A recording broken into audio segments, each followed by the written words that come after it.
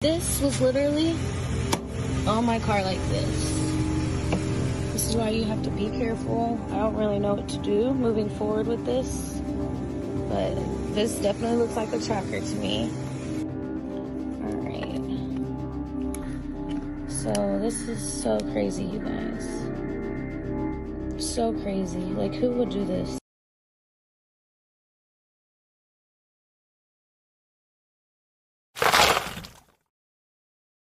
Imagine scrolling through your social media feed, seeing pictures of friends, funny videos, maybe a cute puppy or two. Then, suddenly you stumble upon something that makes your blood run cold. A video, raw and real, from someone you know, someone whose life is about to take a terrifying turn. That's exactly what happened on October 14th, 2021, when Abigail Saldana, a 22-year-old mother, shared a chilling discovery with her Instagram followers. Guys, this was literally on my car like this. This is why you have to be careful. I don't really know what to do moving forward with this, but this definitely looks like a tracker to me. Alright, so this is so crazy, you guys, so crazy. Like, who would do this? It says, check under your car, ladies. In that moment, Abigail wasn't just sharing a video, she was sending out a desperate cry for help. A digital SOS in a world where danger often lurks in the shadows. The small black device she held up, a tracking device, was a chilling reminder that someone was watching her, monitoring her every move. But who? And why? This wasn't just a random gadget, it was a symbol of fear, a violation of privacy. Someone had deliberately attached this device to Abigail's car, wanting to know where she went, who she was with, and when she was alone. It was a terrifying realization, one that no one should ever have to experience. Abigail's video spread like wildfire through her social network, leaving a trail of worry and concern in its wake. Friends and family watched with a knot in their stomachs, wondering who could be behind this and what their intentions were. Was it a jealous ex? A disgruntled acquaintance? Or someone far more sinister? The comment section became a mix of emotions: shock, disbelief, fear, and a collective desire to help Abigail. Some offered advice, urging her to go to the police, while others shared their own experiences with stalking, creating a sense of shared vulnerability. But amidst the outpouring of support, there was also a sense of dread. A feeling that this was just the beginning of something far more sinister. Abigail's video wasn't just a warning, it was a foreshadowing of a tragedy that was about to unfold. Little did Abigail know that her brave act of sharing her discovery would become a crucial piece of evidence in her own murder investigation, a digital breadcrumb trail leading to a killer who was closer than she thought. Who was this stalker? What drove them to such extreme measures? And how could Abigail, a young mother just trying to make a living, become the target of such a dangerous obsession? Stay tuned as we delve deeper into this chilling case, uncovering the truth behind Abigail's tragic fate. Behind that chilling video, behind the fear and uncertainty, was a young woman with dreams, aspirations, and a love for life that shone through everything she did. Abigail Saldana, or Abby as she was affectionately known, was more than just a victim. She was a daughter, a sister, a friend, and most importantly, a mother. Born in Wichita Falls, Texas, Abby grew up surrounded by the love of a close-knit Hispanic family. Her parents, Jessica Contreras and Mario Saldana, instilled in her strong values and a zest for life that would stay with her always. From a young age, Abby had a spark, an energy that drew people to her. Her laughter was contagious, her smile could light up a room, and her heart, as her mother would often say, was pure gold. Growing up alongside her siblings, Aaron, Mario, Jacob, and Adriana, Abby learned the importance of family and the strength that comes from those unbreakable bonds. They shared laughter, secrets, and a love that would transcend even the darkest of times. But Abby wasn't just defined by her family, she was a force of nature in her own right. She had a passion for music, an eye for fashion, and a talent for makeup that allowed her to express her creativity and unique personality. Abby was a natural performer, captivating everyone with her dance moves and infectious energy. She loved experimenting with different makeup looks, transforming herself into a work of art. And her fashion sense? Always bold, always daring, always a reflection of her vibrant spirit.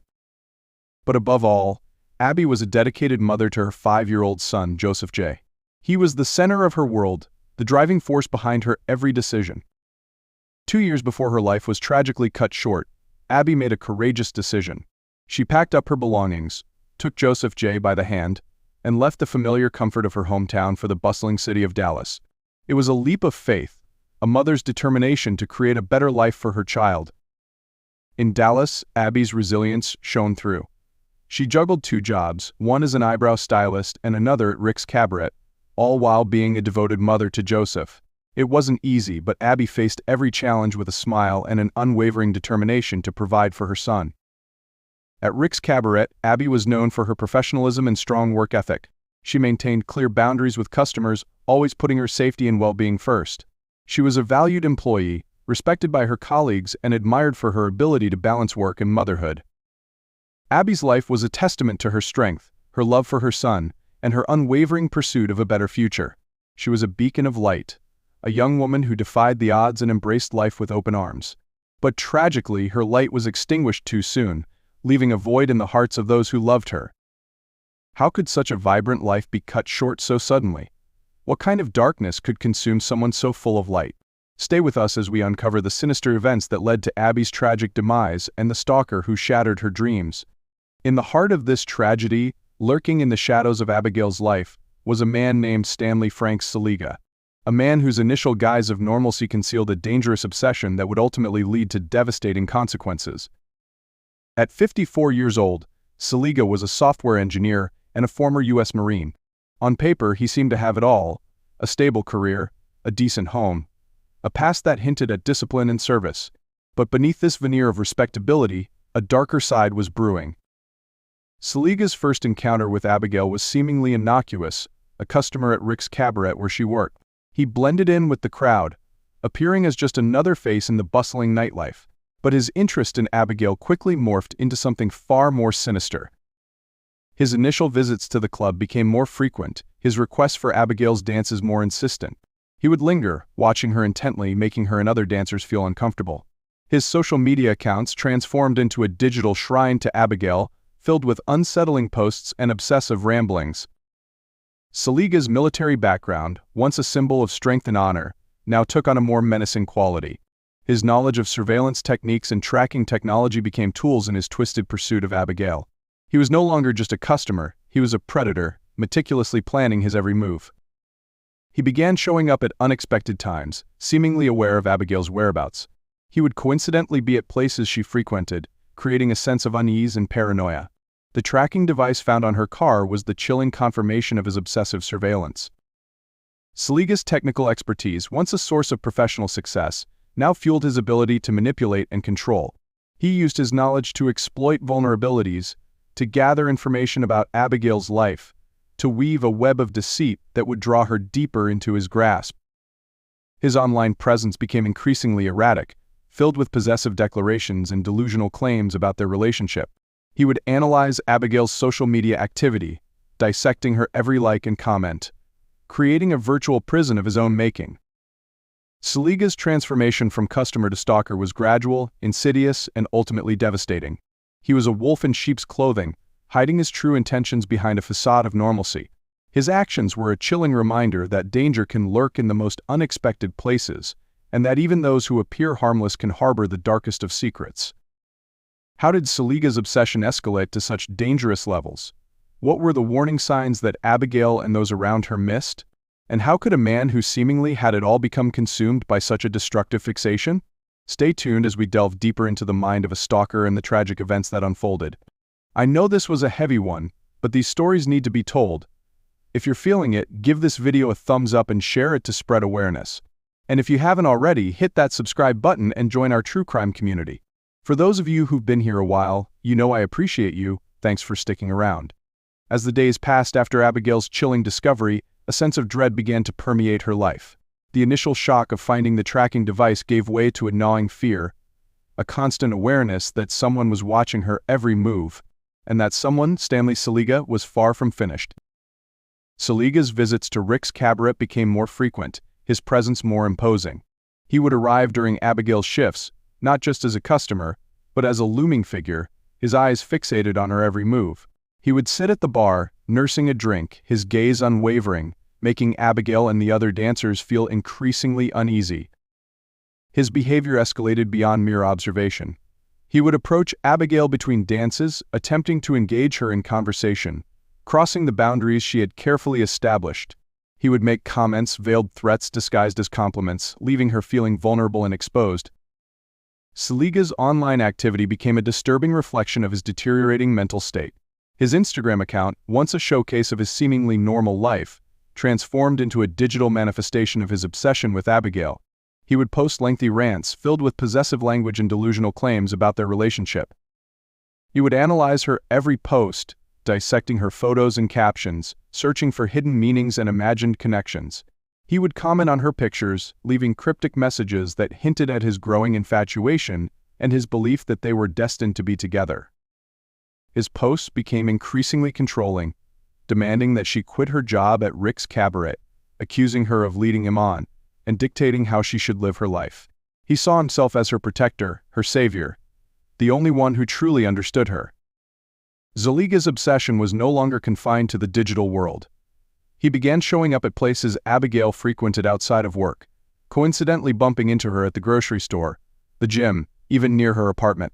Each encounter left her feeling more and more trapped, her sense of safety eroding with every passing day. Abigail confided in her friends and family, her voice filled with fear and frustration. She felt like she was living in a nightmare, constantly looking over her shoulder, wondering when and where Szeliga would appear next. She tried to ignore him, to block him on social media, but his presence loomed large, casting a dark shadow over her life. The once vibrant and carefree Abigail was now a shell of her former self. The joy she once found in dancing, in spending time with her son, in simply living her life, was replaced by a gnawing anxiety and a constant fear for her safety. Szeliga's escalating behavior was slowly suffocating her, pushing her to the brink. How much longer could Abigail endure this torment? Would she be able to escape Szeliga's clutches before it was too late? And what would it take for those around her to recognize the gravity of the situation and intervene? Stay tuned as we witness the devastating consequences of unchecked obsession and the fight for survival in the face of relentless stalking. Stalking often involves a complex web of behaviors, a series of escalating actions designed to exert control and dominance over the victim. In Abigail's case, Stanley Szeliga's manipulation extended beyond physical stalking and online harassment. He introduced a new and insidious element, financial manipulation. Szeliga began boasting about his supposed generosity towards Abigail, claiming to have given her large sums of money and showered her with expensive gifts. He meticulously documented these alleged transactions, posting screenshots of bank transfers and receipts, creating a public display of his investment in her. He wasn't just trying to impress her, he was attempting to create a sense of obligation, a debt that she could never repay. He wanted her to feel indebted to him, to believe that she owed him something, that she was somehow beholden to him. This is a classic tactic of abusers, explains Dr. Sarah Jones, a forensic psychologist specialized in stalking and domestic violence. They use money as a tool to control their victims, to make them feel dependent and powerless. They create a situation where the victim feels trapped, unable to leave because they fear losing financial security. Szeliga's financial manipulation went beyond just giving Abigail money. He also flaunted his wealth, boasting about his expensive lifestyle, his successful career, and his ability to provide for her in a way that no one else could. He was painting a picture of a life of luxury and comfort, a life that she could have if only she submitted to his will. He would post pictures of himself driving luxury cars, dining at expensive restaurants, and vacationing in exotic locations. He wanted Abigail to see what she was missing, to feel envious of the life he could offer her. But Szeliga's generosity had a dark side. He used it as a weapon, a way to control Abigail's choices and manipulate her behavior. He would dangle the promise of financial security in front of her, only to withdraw it when she didn't comply with his demands. He would tell her that he could make all her dreams come true, that he could give her the life she deserved, but only if she agreed to his terms. He would threaten to cut her off financially if she disobeyed him, leaving her feeling vulnerable and insecure. Szeliga's financial manipulation was a subtle but powerful form of abuse. It eroded Abigail's sense of self-worth, making her doubt her ability to provide for herself and her son. It created a toxic dynamic where she felt trapped and powerless, unable to escape his grasp. How would Abigail respond to Szeliga's manipulative tactics? Would she succumb to his financial pressure, or would she find the strength to resist his control? And what role would this financial manipulation play in the tragic events that were about to unfold? Stay tuned as we explore the devastating consequences of this insidious form of abuse in the fight for freedom in the face of a stalker's relentless pursuit. In the face of escalating fear and relentless harassment, Abigail knew she couldn't remain silent. She had to take action, to seek help, to protect herself and her son. With a mix of apprehension and determination, she decided to report Stanley Szeliga's behavior to the management at Rick's Cabaret. Sitting across from the club manager, Abigail recounted the unsettling events of the past weeks. She described Szeliga's obsessive social media posts, his intrusive presence at the club, his attempts to engage her in unwanted conversations, and the chilling discovery of the tracking device on her car. She spoke with a trembling voice, her anxiety palpable, but her words carried the weight of a woman who knew she was in danger. She wasn't just complaining about a bothersome customer, she was pleading for help, for protection, for someone to take her fears seriously. The manager listened with a concerned expression, nodding occasionally, but his response was far from reassuring. He acknowledged Szeliga's unusual behavior but downplayed its severity. He assured Abigail that they would keep an eye on him and talk to him if necessary, but he stopped short of taking any concrete action. Abigail left the meeting feeling a mix of relief and disappointment. She had done what she thought was right, she had reported the stalker, but she couldn't shake the feeling that her concerns hadn't been fully understood. The manager's response was lukewarm, lacking the urgency and seriousness that the situation demanded. It turned out that Abigail wasn't the only one who felt uncomfortable around Szeliga. Other dancers had also noticed his obsessive behavior, his lingering stares, his inappropriate comments. They had shared their concerns with the management, but their warnings seemed to have fallen on deaf ears.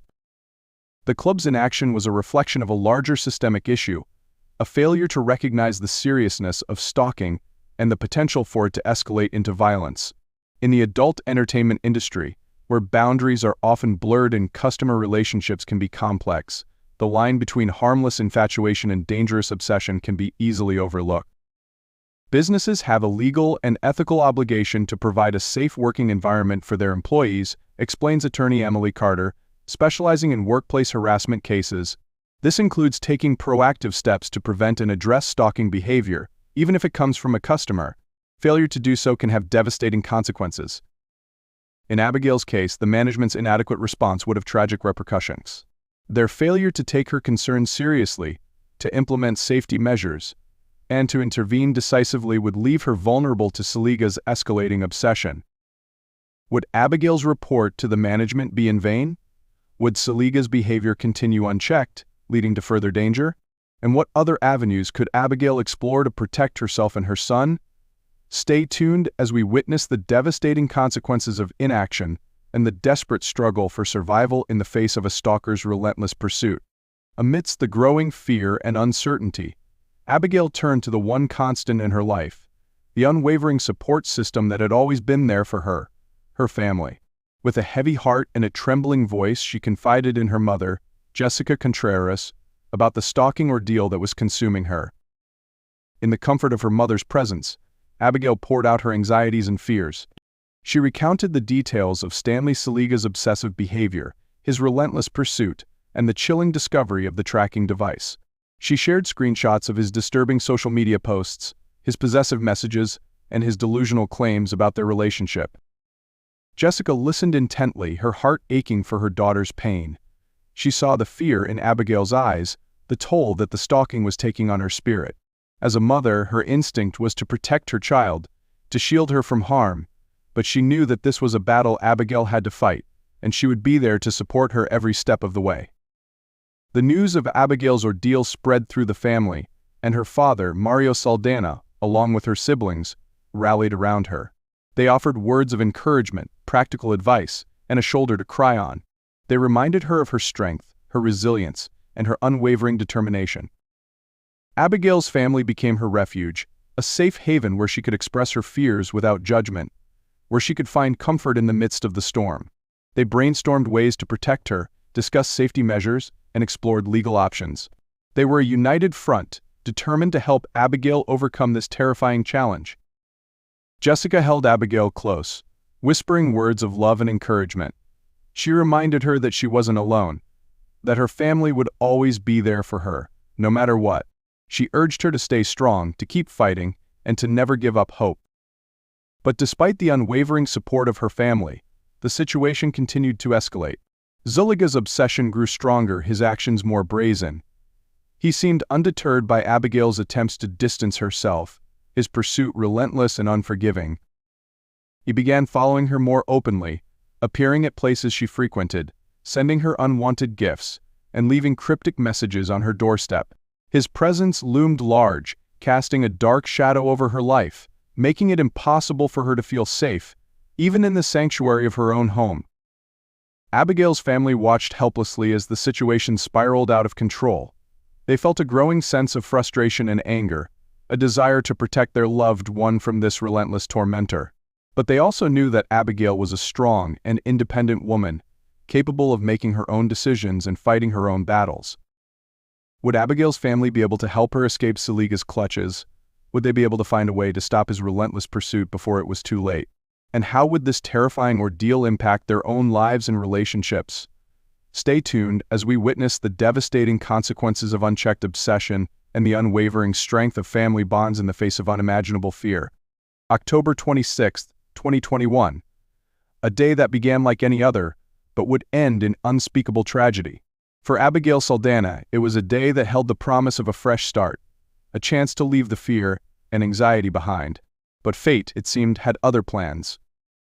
As the sun began its descent, casting long shadows across the landscape, Abigail embarked on her usual commute home from work. She had been extra vigilant in recent weeks, her senses heightened by the constant threat of Stanley Szeliga stalking. But on this fateful evening, her caution would prove to be no match for the darkness that awaited her. Unbeknownst to Abigail, Szeliga was lurking in the shadows, his obsession reaching its fever pitch. He had been tracking her movements, monitoring her every step, waiting for the opportune moment to strike. And on this tragic evening, he found it. Security cameras captured the chilling sequence of events. Szeliga's vehicle, a dark sedan, was seen tailing Abigail's silver Hyundai as she drove along Highway 183. He followed her closely, his headlights piercing the twilight, his presence a menacing shadow that clung to her every move. As Abigail approached the International Parkway exit ramp, Szeliga accelerated, pulling alongside her car. In a horrifying act of violence, he rolled down his window and fired multiple shots at Abigail's vehicle. The sound of gunshots shattered the tranquility of the evening, echoing through the air like a death knell. Abigail's car veered off the road, crashing into a grassy area near the exit ramp. Witnesses rushed to the scene, their hearts pounding with fear and adrenaline. They found Abigail slumped over the steering wheel, her body riddled with bullets, her life tragically cut short. The news of Abigail's murder spread like wildfire through the community, leaving a trail of shock and disbelief in its wake. Friends, family, and colleagues struggled to comprehend the senseless violence that had taken the life of a young woman with so much to live for. Social media platforms were flooded with tributes to Abigail, her vibrant smile and infectious laughter forever etched in the memories of those who knew her. The hashtag #JusticeForAbigail trended nationwide, as people from all walks of life expressed their outrage and demanded that her killer be brought to justice. The police investigation quickly focused on Stanley Szeliga. The tracking device found on Abigail's car, his obsessive social media posts, and his history of harassment all pointed to him as the prime suspect. He was apprehended within days of the murder, his reign of terror finally brought to an end. Szeliga was charged with first-degree murder, his fate now resting in the hands of the justice system. But for Abigail's family and friends, the arrest brought little solace. The pain of her loss was immeasurable, a wound that would never fully heal. How could such a senseless act of violence occur? What were the warning signs that were missed? And how can we prevent such tragedies from happening again? Stay tuned as we explore the aftermath of Abigail's murder, the quest for justice, and the ongoing fight to raise awareness about the devastating consequences of stalking. In the wake of Abigail's tragic murder, the pursuit of justice became the driving force for her grieving family and a community outraged by the senseless violence. The arrest of Stanley Szeliga was just the first step in a long and arduous journey to hold him accountable for his actions and to ensure that Abigail's voice was heard. The courtroom was filled with a mix of emotions, grief, anger, and a collective yearning for justice. Abigail's family and friends sat huddled together, their faces etched with sorrow, their hearts heavy with the weight of their loss. Across from them, Stanley Szeliga, the man accused of taking Abigail's life, sat impassively, his eyes betraying no remorse. The prosecution meticulously presented their case, laying out the evidence against Szeliga with chilling clarity. They detailed his obsessive behavior, his relentless pursuit of Abigail, and the chilling discovery of the tracking device on her car. They presented his disturbing social media posts, his possessive messages, and his delusional claims about their relationship. The evidence painted a damning picture of a man consumed by obsession, a man who had meticulously planned and executed the murder of a young woman who had simply wanted to live her life in peace. Abigail's mother, Jessica Contreras, emerged as a powerful voice for her daughter, her grief fueling her determination to seek justice. She addressed the court with unwavering courage, her words echoing the pain and anguish of a mother who had lost her child to a senseless act of violence. She spoke of Abigail's vibrant spirit, her infectious laughter, and her unwavering dedication to her son. She described the devastating impact of her loss on the family, the void that would never be filled, and the dreams that would never be realized. Jessica's words resonated with the courtroom, her raw emotion cutting through the legal formalities. She reminded everyone present that Abigail was more than just a victim, she was a beloved daughter, a cherished sister, a devoted mother, and a friend whose light had been tragically extinguished. The defense attorney attempted to paint a different picture of Szeliga, portraying him as a troubled but harmless individual who had become infatuated with Abigail. They argued that his actions, while inappropriate, did not warrant a murder conviction. They tried to cast doubt on the evidence, suggesting that the tracking device could have been placed by someone else, and that his social media posts were merely expressions of unrequited love. But the jury was unconvinced. The evidence against Szeliga was overwhelming, his actions undeniable. After days of deliberation, they returned a guilty verdict, convicting him of first-degree murder and sentencing him to life in prison without the possibility of parole. The verdict brought a sense of closure to Abigail's family and friends, but it could not erase the pain of their loss. The case highlighted the devastating consequences of stalking and the urgent need for better protection for victims. In the aftermath of the trial, questions lingered about the failures of the system to protect Abigail. Could her death have been prevented? What lessons can be learned from this tragedy? And how can we ensure that other victims of stalking receive the help and support they need? Stay tuned as we explore the legacy of Abigail's case and the ongoing fight to prevent future tragedies. The echoes of Abigail's murder reverberated far beyond the courtroom walls, leaving a lasting impact on her loved ones and a community grappling with the senseless loss. In the aftermath of the tragedy, her family and friends navigated a landscape of grief, struggling to come to terms with a world forever altered. Memories of Abigail's infectious laughter, her radiant smile, and her unwavering love for her son filled the void left by her absence. Her family clung to these precious moments, finding solace in the shared experiences and the enduring legacy she left behind.